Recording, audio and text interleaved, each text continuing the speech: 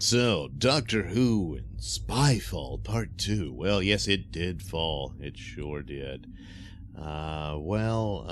First of all, yeah, I think it's a foregone conclusion that the current writers of Doctor Who will rewrite Doctor Who entirely, the whole backstory, where the Doctor was always a woman. I think that's the only reason they're doing this, and so there you go. So the big reveals for Doctor Who lore, which would be the only thing of any interest, except it was so badly handled, is the Gallifrey's been destroyed again. The Master did it, yeah. I don't know how he did that, but he did. Remember that time when he was fighting with Rassilon and disappeared? Then you had to wait till all the way till Missy meets her former self and all that.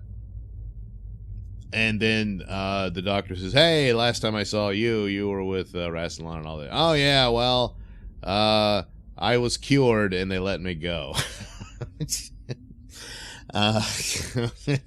Yeah, the stupid was already well set in for Doctor Who at the time.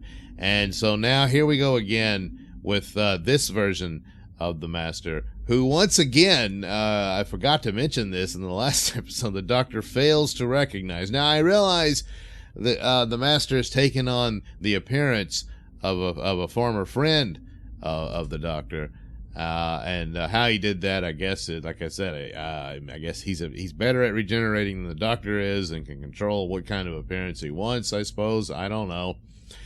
He was always a master of disguise, get it? And so he assumed this guy's identity and all that. So I guess through those means, the Doctor didn't catch on that this was the Master. Because if he had been wearing a disguise and then it revealed it was someone else, then you can understand why the Doctor didn't recognize him. But then again, Doctor didn't recognize Missy, and they never explained that either. So yeah, not very consistent. Nope, not at all. So, the mysterious invaders and all that. Well, that really didn't amount to a whole lot.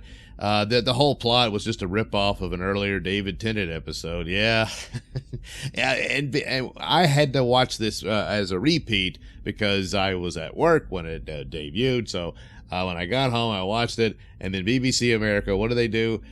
They follow that episode with an old rerun of the David Tennant episode with the Cybermen on the parallel Earth and all that.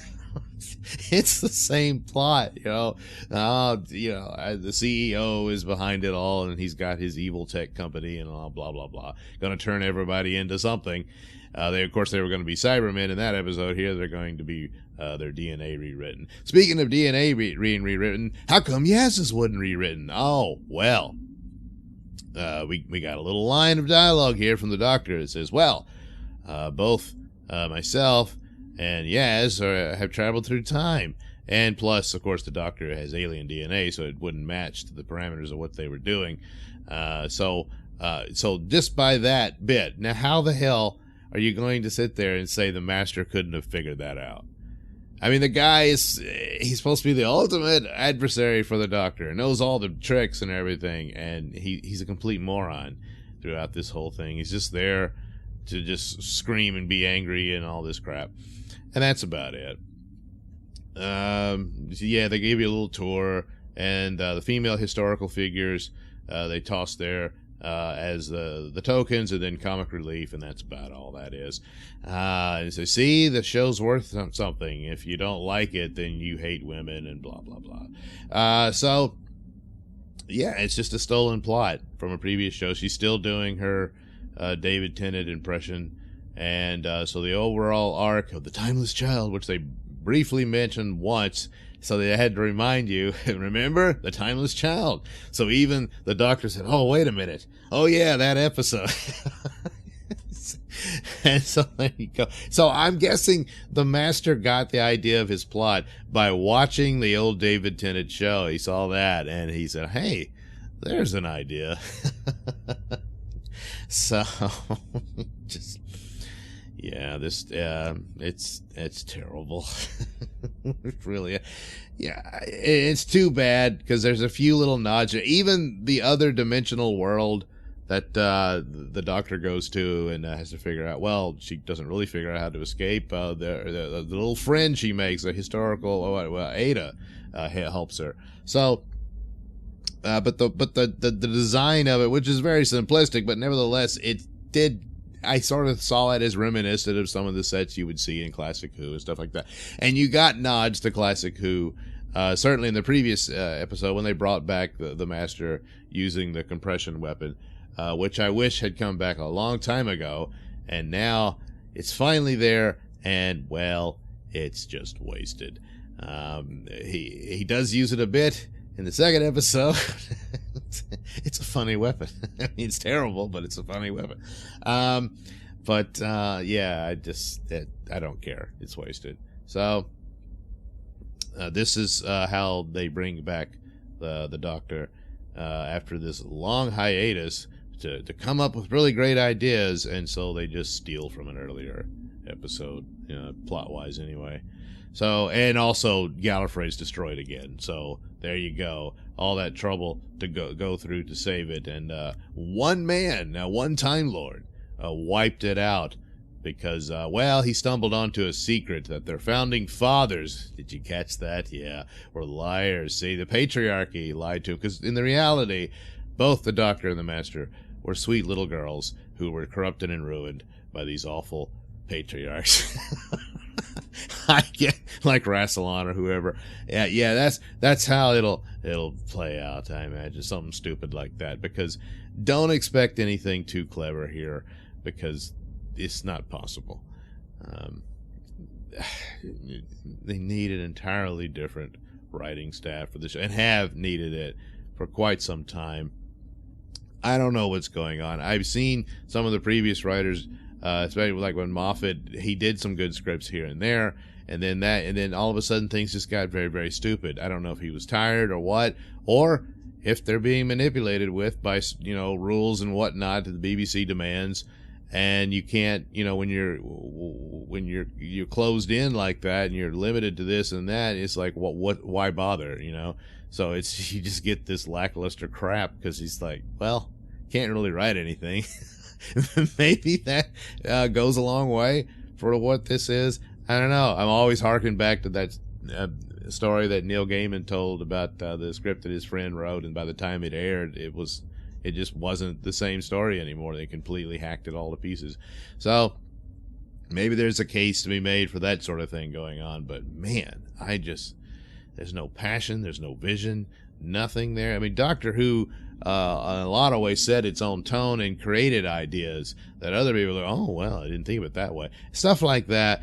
Certainly when it comes to, science fiction and stretching those matters, you don't really get a whole lot of that anymore with this series. The last little bit of science fiction, I suppose, was the second to last Capaldi story about, the black hole and,